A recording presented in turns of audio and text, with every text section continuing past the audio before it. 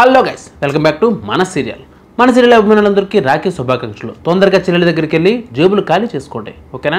ఇక మన సీరియల్ విషయానికి వస్తే, నిన్న ఎపిసోడ్లో ఏం జరిగిందో బాగా గుర్తుంది కదా. ఇక ఈరోజు అంటే నాకు వెంటనే నా డబ్బులు ఇవ్వాలని, లేదంటే నేను అసలు ఊరుకోనని మనోజ్ ఫైర్ అవుతాడు. నా దగ్గర డబ్బులు లేవని, నేను కెనడాకు వెళ్ళాలని, నన్ను వదిలేయండి అని కల్పన అంటుంది. కానీ రోహిణి మాత్రం కల్పనను గట్టిగా పట్టుకుంటుంది. పోలీసులకు ఫోన్ చేయమని అంటుంది. అప్పటికే చెప్పానని మనోజ్ అంటాడు. ఇక కల్పనను గదిలోనే బంధించి పోలీసులు రాగానే అప్పగిస్తారు. మనోజ్, రోహిణి నన్ను ఈ గదిలో బంధించారని పోలీసులకు కల్పన చెబుతుంది. కానీ అప్పటికే కల్పనపై కేసు నమోదు ఉండడంతో కల్పన మాటలు నమ్మరు.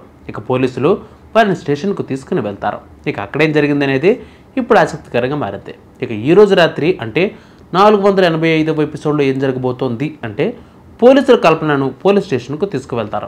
పోలీసులు అనేక పోలీస్ స్టేషన్కి తీసుకువెళ్తారు కదా. సో మనోజ్ ఇచ్చిన ఫిర్యాదు మేరకు కల్పనను అదుపులోకి తీసుకుంటారు. ఇక కల్పనతో పాటు కేసు పెట్టిన మనోజ్ను, రోహిణిని కూడా స్టేషన్కు తీసుకుని వెళ్తారు. స్టేషన్ లోపలికి వెళ్ళిన తర్వాత ఎస్ఐ విచారణ జరిపిస్తారు.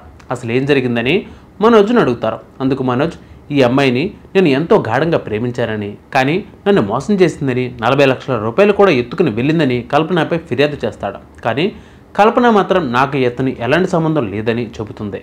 మనోజ్ తనను ప్రేమించి పెళ్లి చేసుకుంటానని చెప్పి మోసం చేశాడని అంటుంది. మరో పెళ్లి కూడా చేసుకున్నాడని మీ ముందే సాక్ష్యం ఉందని అంటుంది. దానితో మనోజ్, రోహిణి షాక్ అవుతారు. ఇక కల్పన చెప్పింది అబద్ధమని అంటారు. దీనితో ఎస్ఐ స్పందిస్తూ, కల్పన నీ దగ్గర డబ్బులు కొట్టేసింది అనడానికి ఏదైనా ఆధారం ఉందా అని ప్రశ్నిస్తాడు. దానితో మనోజ్ ఉందని బదిలిస్తాడు. కల్పనతో నాకు ఒక జాయింట్ అకౌంట్ ఉందని, అందులోంచి ఆమె డబ్బులు తీసుకుందని ఆధారంగా చూపిస్తాడు.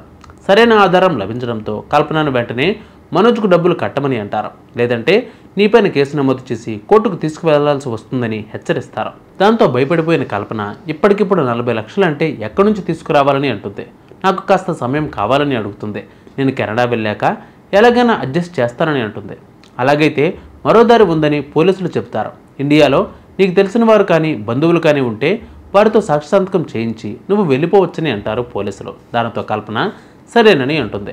ఇక సాక్షి సంతకం చేయించేందుకు పోలీస్ స్టేషన్ నుంచి కానిస్టేబుల్స్తో పాటుగా బయటకు వస్తూ ఉంటుంది.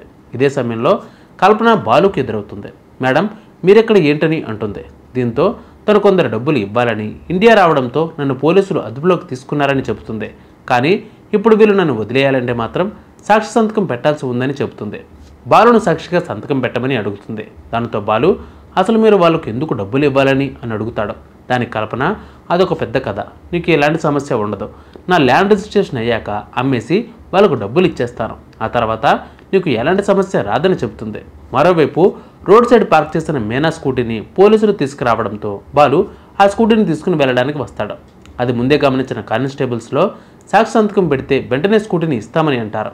ఏదేమైనా ఒకసారి నేను పూర్తిగా సమస్య ఏంటో తెలుసుకున్నాకే సంతకం పెడతానని అంటాడు. కానీ కల్పన, కానిస్టేబుల్స్ కలిసి బాలుతో సంతకం చేయించడానికి ఒప్పించుతారు. ఇక అయితే రోహిణి, మనోజ్లకు మీనా, బాలు పోలీస్ స్టేషన్లో చూడకపోవడంతో బాలు ఇరుక్కుపోయే పరిస్థితి నెలకొంది. మీనాతో పాటే రోహిణి, మనోజ్, కల్పన అందరూ పోలీస్ స్టేషన్కు వస్తారు. కానీ గమనించకపోవడంతో కల్పన దగ్గర బాలు సాక్షి సంతకం ఒప్పుకోవాల్సి వస్తుంది.